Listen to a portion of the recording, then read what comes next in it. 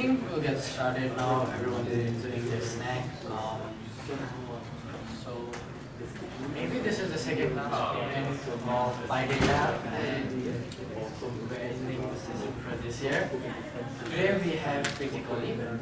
She is the senior manager at Shopify, and today we'll be learning about how generative AI can help us in our e-commerce business. So let's hear from her. Great, thank you.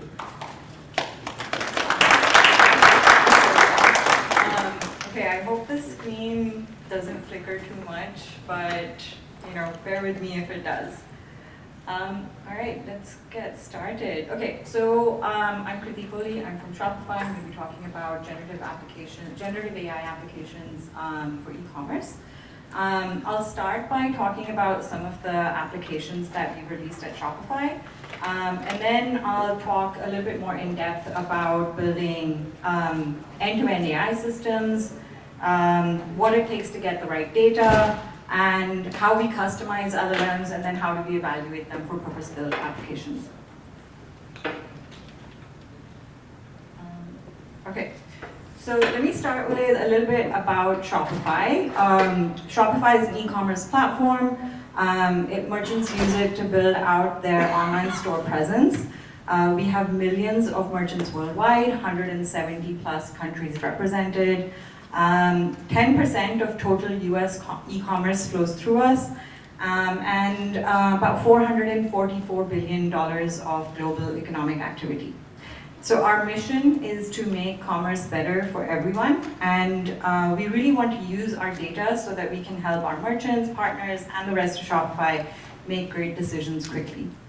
So this also means that we want to democratize technologies like AI ML that are typically reserved for only the largest companies. We also want to tackle challenges at scale. So commerce is really a rapidly evolving landscape, and there's really no straightforward path. So Shopify is really carving out what the future of commerce looks like by building world-class machine learning systems that power experiences for millions of merchants. Okay, let's start with one of our AI products right now. So this is AI-generated product descriptions. This is a feature that is released. You can try it out right now. One of the most important features for a store, and like how we determine early success for a store, is by how well crafted their product pages or their descriptions are, or product descriptions are. And these product descriptions really play a very critical role in decision-making process for a customer to actually make a purchase. And so improving those product descriptions can help to drive traffic, and then they can also increase conversions. So this feature actually takes in details that you provide. It can be a product title, it can be keywords, and then it'll generate a suggestion for a product description. It'll also offer suggestions to rewrite that text from an existing description. So hopefully this video plays now. But essentially you can have a couple of details about the product. What do you want, like a search engine to rank on? And the tool will automatically generate a product description that's right within the product setup page, directly in the store admin. Merchants can generate, revise, expand their product descriptions, and they can have a very consistent tone that goes all the way across their online store. And it doesn't matter how many of the products they offer, they now just have a built-in wordsmith within the admin, and that gives them more time to focus on running their business. Okay, another example of where we are using AI features is in Shopify Email. This is a first-party app, and merchants can create email marketing campaigns faster. They can create subject lines, email body content, and then they can also schedule these emails to send at the best time that's based on machine learning algorithms determining the latest industry trends. So I'm showing over here an example where merchants can describe what the email is about in a couple of words, and then they can provide details about their campaign, such as what kind of campaign goal they have, or what kind of product information they want to add, any specific keywords, and then we'll generate a suggestion for the subject line here. For longer text sections, merchants can describe what they want the text to say. They can describe the content type, so is it a sale email, is it a discount email? They can add in product keywords about why the product is unique or why someone might want to actually buy it, and then we can generate the content. And really the idea over here is that now merchants can spend more time thinking about what makes effective email content rather than spending time trying to find the perfect words. So when you generate text for emails and product descriptions, you can also add in special instructions over here. And this can specify things like content length or format. So you can add an instruction to write content that's maybe 40 words or less, or you can say, I want the description to be written in a different language, or you can add things like replace words with emojis. And customizing the storefront can be done in a very similar way, everything from the header to the footer in the online store editor. So this shows you how merchants can input some key talking points about their product, and then they can create short form headings over here, all the way through to the long form product descriptions that we looked at before.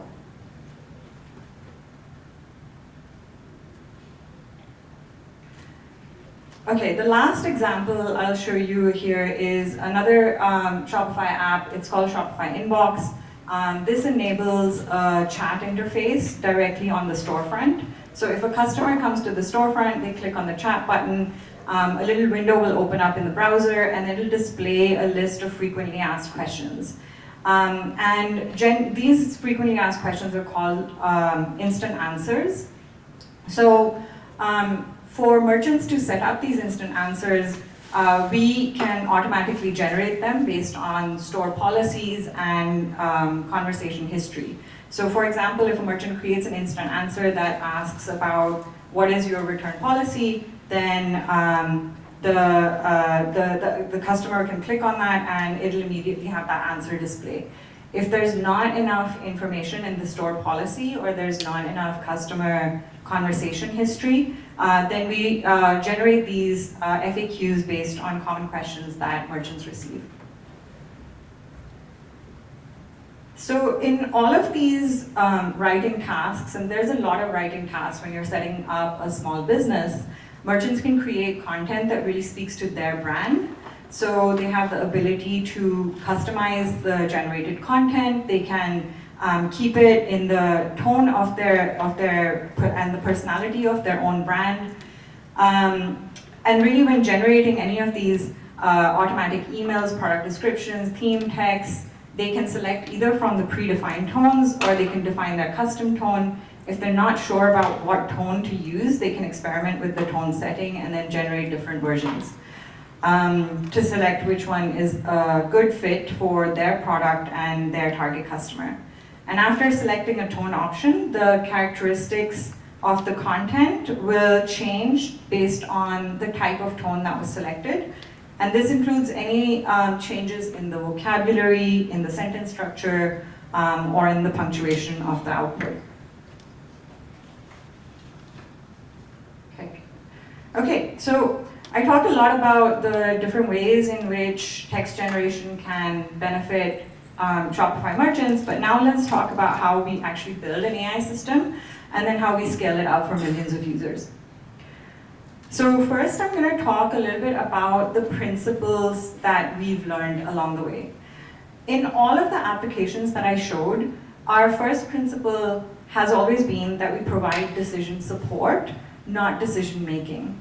So these applications should always assist the merchant in their decision making process, but the merchant always has the final say onto what goes onto their storefront. So in each of the applications, the generated content is always available as a preview, and the merchant gets to decide whether they want to keep it, they want to edit it, or they want to discard it. In that sense, we never have the AI directly execute any changes. It always has to be approved by the merchant. They also get the opportunity to review the accuracy of all of the content. And as we've heard in like the earlier talks today, there's generative AI makes up stuff, right? There's going to be hallucinations. It's potentially going to create product benefits that aren't real. So merchants get the opportunity to look through what that description is, and it's really important that they are the ultimate decision makers about what the content is. They review the content, and then they decide to publish it. The second principle over here is really about how do we go from conversation to action. So conversational commerce is really compelling, but aside from getting some answers that, some questions and answers or suggestions, how do you actually go from a purely conversational interface to some action is being taken?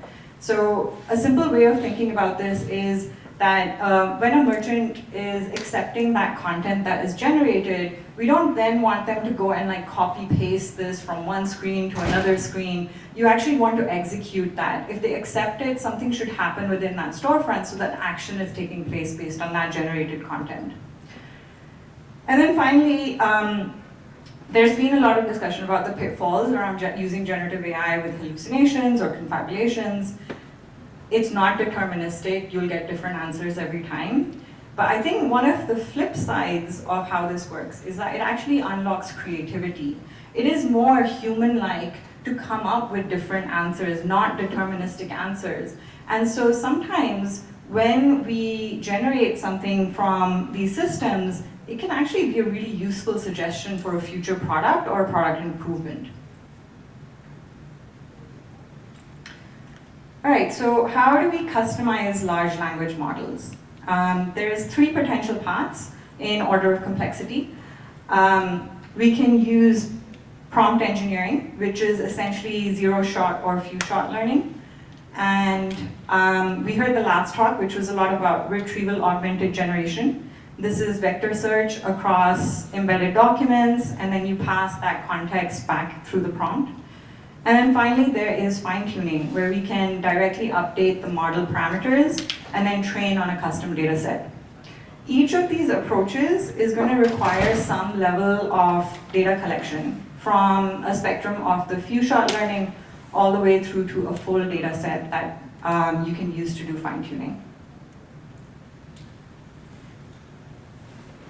Okay, so let's talk about data collection.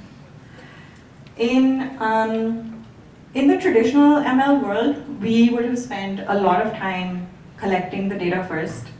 Then you build the model. You go through that ML lifecycle and iterate on the data set and the model, and then you finally release the product. With LLMs, that whole cycle gets reversed. So product managers, software engineers, they can build the product first. They can release it in the market using base LLMs and zero or few-shot learning. And then if that product is successful, then they can collect real data with the released product. If that product is then scaling, they can use that real data to build a more customized model that's going to be specific to their use case. So if you're doing fine-tuning, the alpaca instruction format is a really common technique. And here I'm giving an example of taking natural language queries and converting them into a custom language called Shopify QL. I give an instruction over here. So this is describing the kind of task it is. Take user instructions and turn them into a language called Shopify QL. I can give an example of the input. So here the input is something like, how many total orders did I have last month? And then finally an example of the expected output in the Shopify QL language. But we don't actually know what kind of question would generate this output. So we have all of the data about how users interact with the system today. We have the subject matter experts that can give us really good examples. But what we don't have are the user questions. So what is the question or the instruction or the input that a user would ask in a Gen AI system that would give us this kind of output? So that's why we actually need to build this with synthetic data. And this is where there is another use case for LLMs. Now you can use LLMs to generate that synthetic data. And one example I'm showing over here is a process called back translation. So back translation will start with a very small amount of very high quality human labeled seed data. And this is generated by subject matter experts. The goal here is to take that very small amount of human generated data and expand it and augment it into very, very large amounts that will improve the model performance for your end LLM application. So to do that, as I said, we start with hand-curated input-output pairs. And then we fine-tune 2 models on those really high-quality pairs. The first model is a forward model, which will go from instruction to output. And then a second model, which is a backward model, and that goes from output to instruction. So think of it as I give 100,000 plus unlabeled pairs, and that's just the output without the instruction. And it generates that instruction, so it generates that input. Once I have those 2 input-output pairs, I send it through the forward model, and that will curate those 100,000 pairs. I do this iteratively multiple times, going from the backward model to the forward model, adding in more and more of the seed data. And that process basically is how I can get the highest quality examples in my synthetically generated data set. So now you've created a very large synthetic data set by augmenting a very small amount of human label data. And this resulting data set is the one that you then use for actually training your LLM application. Okay, so one drawback that we have seen with synthetic data is that it doesn't actually look like a conversation that you would have with a human. So I am showing an example over here where as a merchant, if I ask an LLM a question like, how do I create a discount, or what kind of discount should I create? LLMs are going to come back with a single response. Here's a few different types of discounts that you can create. But what I would really expect in a conversation with a human is to have some back and forth. So the human on the other side might ask me some questions based on my store. They might ask me about my business model. What's the problem I'm trying to solve? And maybe after discussing my business goals, they might tell me to create a buy one, get one free discount because I want to clear out my inventory. So this is actually what we call a multi-turn conversation, as opposed to what you see up here, and this is like a single turn conversation. So in the absence of these real world data points, we can try another technique, which is basically 2 LLMs talking to each other. And you're training 2 LLMs with 2 different personas. One persona which has a merchant, and the other persona which is an assistant. And you can inject conversation starters, so things like, how do I create a discount? Or how do I update my online store theme? And then you generate these conversations back and forth for a pre-specified number of turns, and you prompt each of the LLM with the previous turn of the conversation. So it has that last conversation history, and then it's going back and forth between 2 LLMs. All right, so now we've got some data. Let's move on to customizing our LLM, and we can build our application. So customizing LLMs, I think we had talked about 3 different ways. We had prompt engineering, which is basically by far the simplest method. And this only requires a handful of data points, if anything at all. And it's all about getting the model to do what you want it to do by providing enough context, instructions, and examples directly in the prompt without changing anything in the underlying weights. We can provide system instructions, so describing what the assistant is supposed to do. You can add in context about the user, so what's their time zone, what kind of plan are they on. Add in additional context about the task, so what can be done on the page. Or you can add in successful output. And then what this does require is like a few different iterations depending on that application, because that LLM knowledge is static. So this is one of those cases where you're most likely to see hallucinations or outdated information. And there's a couple of different ways in which you can do prompt engineering to prevent hallucinations. So lots of different techniques available. Here I'm just showing one of them, which is a popular way of doing this, which is called chain of thought. And this can elicit more reasoned responses. So instead of just giving an example of a successful input-output pair, so there's a math question here and just the answer, you can also show the reasoning behind how somebody arrived at this answer. So kind of like when you're in school and you have to show your work, that's what this chain of thought prompt is like. And this has been shown to be pretty successful in terms of reducing hallucinations. We heard about retrieval augmented generation. Prompt tuning works really well when you're working with small amounts of data sets, but if you have a really large repository of data, you'll run out of tokens in the context window very quickly, and then you won't be really able to pass all of that information directly to the LLM through the prompt. So that's where retrieval augmented generation comes in. And this method, it allows us to augment LLMs with custom data. It's still a method where you're passing in information through the prompt, but it's powered by document embeddings and a vector search that's only going to pass through the most relevant documents or the most relevant document fragments. And that goes through into the prompt, it's passed on to the LLM, and then that generates the response. This is actually a really great technique when the underlying data is dynamic or facts are evolving over time. So for example, if you're building something like a help center assistant that always needs access to the most recent data, then having those regularly updated help docs feeding in through this embedding solution can be the right solution here. Okay, so let's talk about fine-tuning. Fine-tuning updates the model parameters using the data set that you provide, and it'll try to capture the distribution of tasks based on that data set.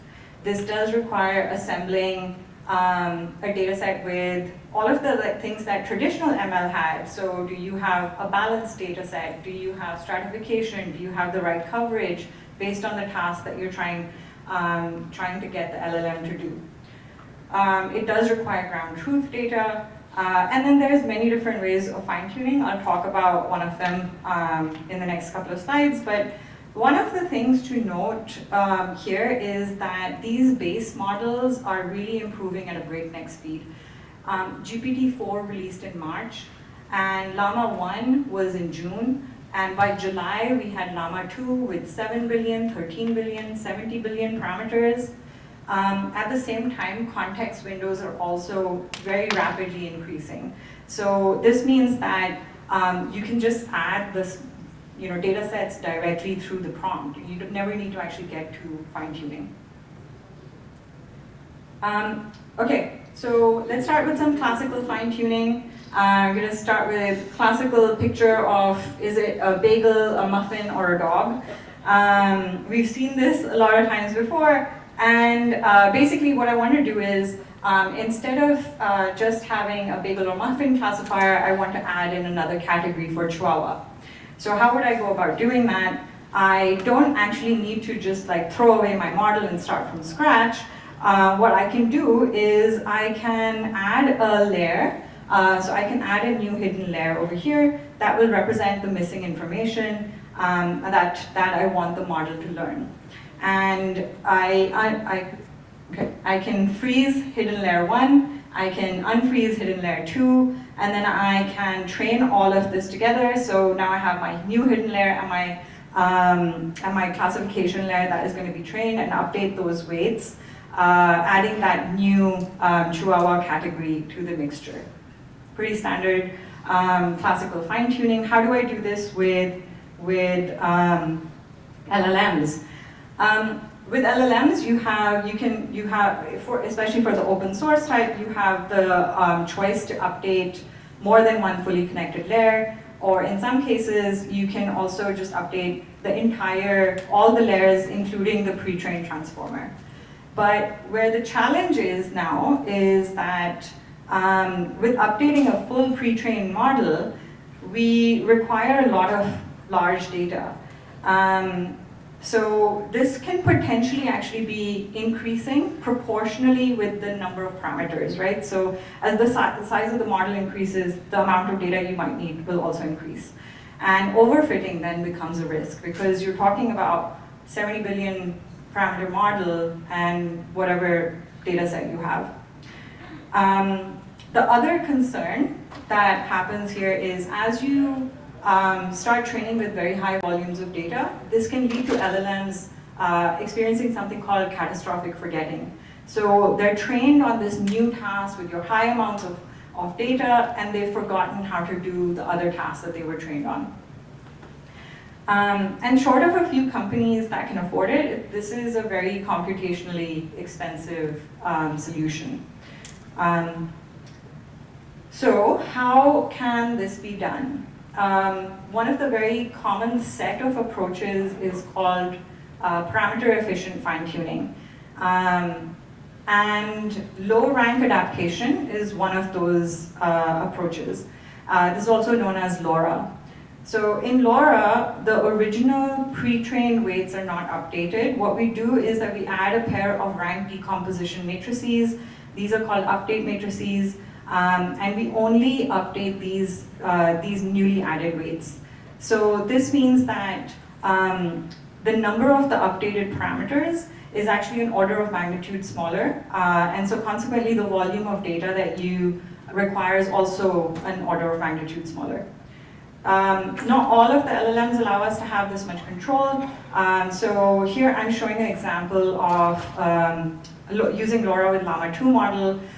You can pick the model size, you can choose the LoRa configuration, and essentially what this allows for is that it's reduced computational cost, faster training time, and reduced overfitting. So you'll have a lot of choices in terms of how do you pick the right model or the right config. It's really important to work through how to train these models to be effective at the task. So they come in lots of different sizes, architectures. Should you use GPT 3.5, GPT-4, Llama with 13 billion parameters, 70 billion parameters? And I won't go through this whole slide because I'm being told that I'm running out of time. So really it just comes down to experimentation. The questions that you might have about how much data is required, what's the optimal size of the LoRa, what kind of layers should I be updating, all of this is essentially an experimentation task. Okay, so we had the data and the model. We don't know if this is actually going to do a good job in production. So how do we actually evaluate LLMs? First, you're going to need an annotation system. So synthetic data is a good starting point, but it doesn't replace the value of user-generated content. So when users generate this content, it's going to be really noisy. And this is an example that I'm showing of the annotation system from OpenAI. Human labelers would give scores, and they rank the responses.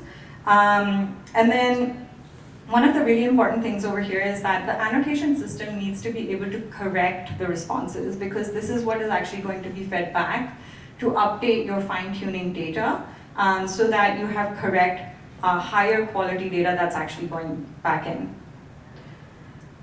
And then there is a difference between model evaluation and system evaluation. So before this gets into the hands of users, you want to make sure it's passing both types of evaluations. In the case of model evaluation, this is where you're trying to choose between the different types of models. And in the case of system evaluation, this is where you're trying to understand the end-to-end performance of all of the components from input to output. So what happens if I change something in the prompt, or if I change something in the context or the grounding data? There's standard NLP metrics for model evaluation, like token accuracy, word error rate, and so on. But system evaluation really requires some customization. So one of the ways for doing system evaluation is in the absence of hand-curated data, you can ask another LLM to grade the output. And things like if there is a question answering task, then the LLM evaluator can check if the response is correct, whether it's concise or relevant to the question. We can design task-specific evaluations, and this is looking at domain-specific language, is it using the right syntax, and so on. And finally, you can also check completeness of the response. Is there information in the input that's not in the output? This is an example of OpenAI evals. So if you do have an expert answer available, LLM evaluator can then check the factual content. It can see if this the answer and the expert answer, so the response from the LLM and the expert answer compare, whether it's a subset, a superset, whether it contains all the details, or if there's a disagreement between these answers. Okay, so we covered a lot, and I'm gonna put this all together now. We started off with a prompt and a query, and for tasks that had dynamic data, we can search a vector database for relevant documents and information. We can take the extracted enhanced context, add that to the prompt. LLM can summarize that information and then send that out to the user with the generated response. And then for tasks that require fine-tuning, we can generate synthetic data that's in the absence of real data. We fine-tune that base model. If it passes your evaluation, you can put it into production. And if all send it back to the LLM, generate the response, and so on. And now all of the responses, whether it's coming from RAG or fine-tuning or prompt, will then go into your offline annotation system where human subject matter experts can update that data, send the corrected response back to your fine-tuning, and continuously improve your system. So in navigating all of these complexities, we've been collecting data, model fine-tuning, UX design. The one thing that we've learned along the way is that to make this technology feel like magic is really the ongoing path. And we've made a lot of strides in terms of the Gen AI applications that we have out in production. We really want to empower merchants with AI systems that aren't just sophisticated, but they're also trustworthy, and then they can easily integrate them into their daily operations.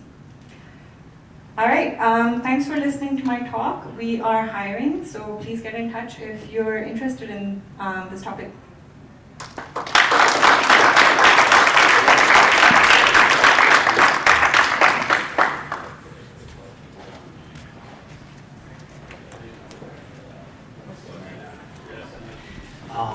Thank you, everyone. So if anyone have any questions, you can just go for it.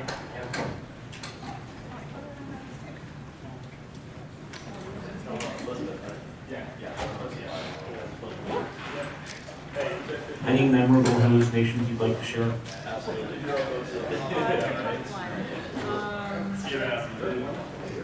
Definitely had lots of hallucinations with like pricing and things like that, but that's what we're trying to just stay away from those types of issues.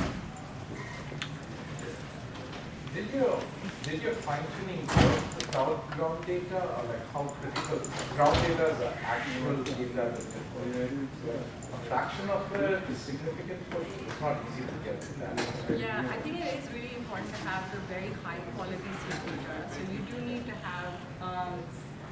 need to have the really high quality seed data or data that was handcrafted by SMEs first, and then you augment that data. So yeah. So you don't need like the web crawl, the Wikipedia, like those data sets are not that needed, only just like a portion of the... Yeah, these are, the fine-tuning data sets are going to be specific to your task. So when I was giving an example of Shopify QL, Shopify QL is a structured query language that is used for, specifically for Shopify-related queries that merchants can use on their own data sets. And it's different from SQL in the sense that it's abstracted away.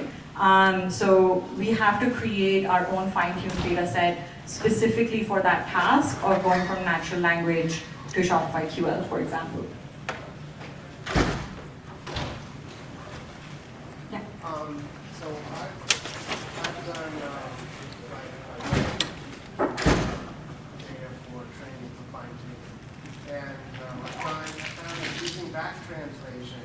So I use back translation. I also like use rule-based authentication. I found that the back translation sometimes I really couldn't trust it. In other words, like things had assigned labels, but when it came back translated, it was too different. So I wondered what your experience was.